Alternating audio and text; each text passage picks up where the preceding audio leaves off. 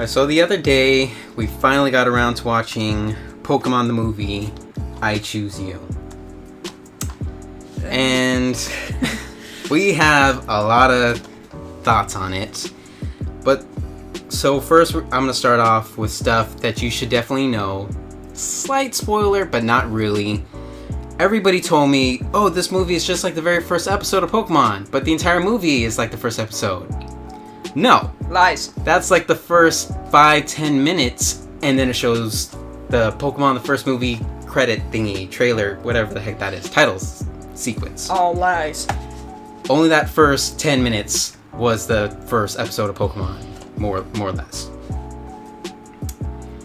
And then I was like, okay, then maybe it's gonna kind of like follow the main story, because it did kind of jump to like his was it the fourth badge? The Rainbow badge? Fourth or fifth? I want to say third.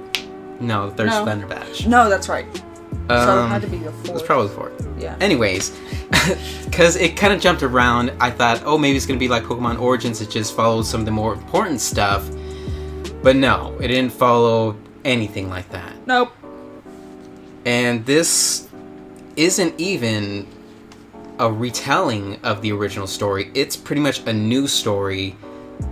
Like a pretty much an alternate dimension or an alternate version, because it still has Ash, still has Pikachu, still has Professor Oak and his mother and stuff, and still same gym leaders, but there are a few characters that are different, and just a few things are different.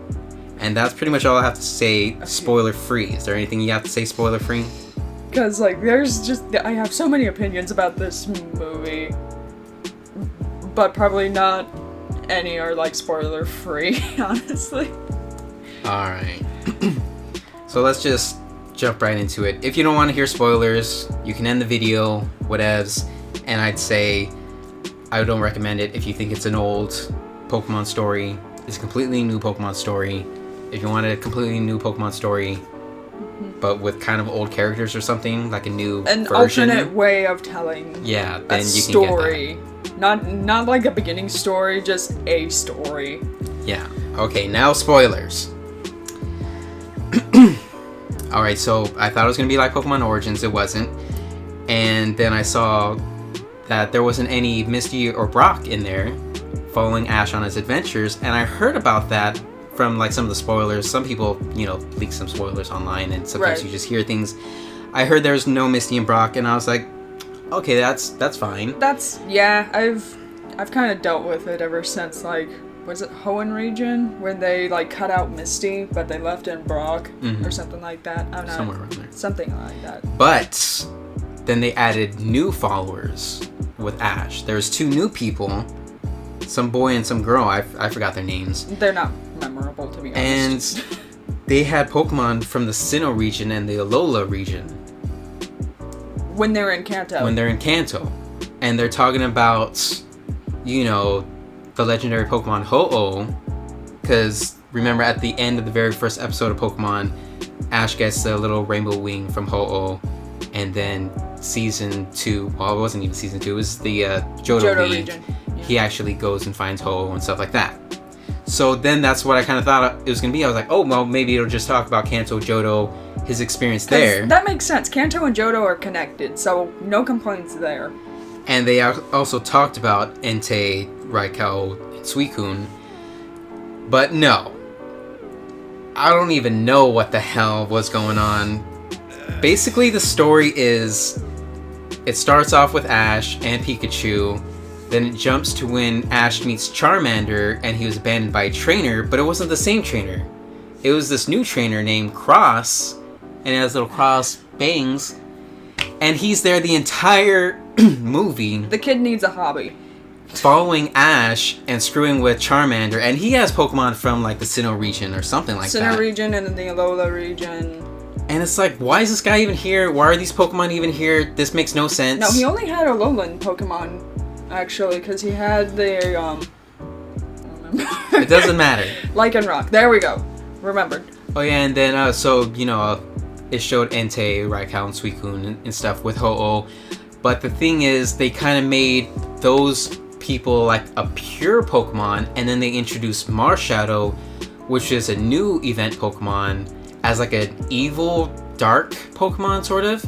And so they showed the Rainbow Wing, almost like the Shikon Jewel from Inuyasha. Yes. And they're like, okay, it's pure, and, you know, everything is great, but then if you get your heart darkened or something, then the Rainbow Wing also turns dark, and I don't know, it's just some BS story with a new Pokemon that was mixed with the old Pokemon. That should belong in the Yellow Memory. And Team Rocket was there, Jesse and James and Meowth. But they were just there. They didn't contribute to anything. They just said some stuff. They never even interacted with Ash. They were off yonder. I don't even know. Yeah, at least in the other Pokemon movies, they had some kind of interaction with the story. But no, they were just there.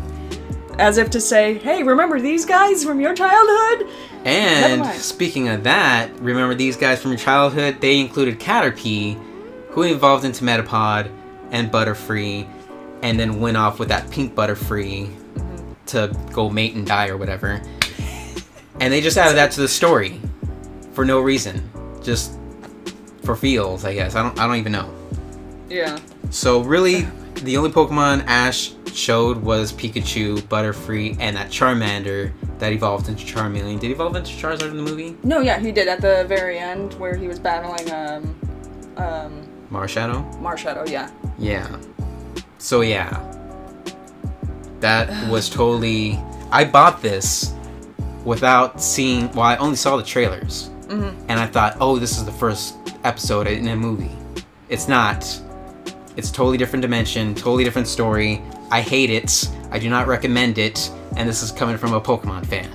Yeah. Although I will give it some credit. It almost made me cry, like, towards the end. But then again, I'm a huge sap. So...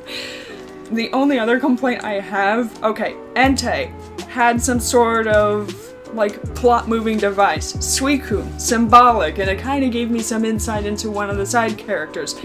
Raikou just showed up. And did some little sparkly thunders. Just, hey guys, I'm part of the team, right? Right? He's like that one friend that, like, is there, but doesn't really contribute to anything. That's the only complaint that I have, really, when it comes to legendary Pokemon in this movie. Like, Raikou is just there. And there's this other scene. Oh my god. Which really pissed me off, was when they all came across a bunch of Primate. And the Primate were just throwing them up like a hooray type thingy. And they're like, oh my god, the Primate are so violent. They're attacking us. This is their rage. And I'm like, that's not... What? What? And apparently that was them getting angry. And they forgot about the Primate episode in like the first season or whatever, where he did go all crazy and start beating up everybody. So yeah, that was another contributing factor of why I hated the movie. Oh my god. I just want one Pokemon movie that just has Raikou as a star, because the other two got him. And, okay, another thing, when I first saw Entei, I'm thinking, oh, they're gonna reference Pokemon 3, where's the crystals in the unknown? And, no. Never mind. It's just its own thing. And it kind of felt a little reminiscent of the first movie. The Pokemon first movie with the ending. Oh yeah, that's why I almost cried, because Pikachu cries, and my poor little heart. Yeah. I can't take it. Oh, and also, major spoiler, Pikachu speaks, and I felt very uncomfortable. I don't know why. I didn't think the Pikachu speaking thing was that big of a deal. I did hear about it before the movie. But to me, it was just like, maybe that's just what Ash heard, because Ash always like kind of knows what Pikachu is saying. That's true. So it wasn't a big deal to me. It was just kind of uncomfortable to me. Then again, I also like played the demo of Detective Pikachu, and hearing a grown, gruff voice come out from this itty bitty little thing. Well, it's a different still Pikachu. weird. I know, but just hearing Pikachu speak, I'm like, no, only Meowth. That's it. So yeah, that's pretty much our thoughts on Pokemon the movie, I Choose You.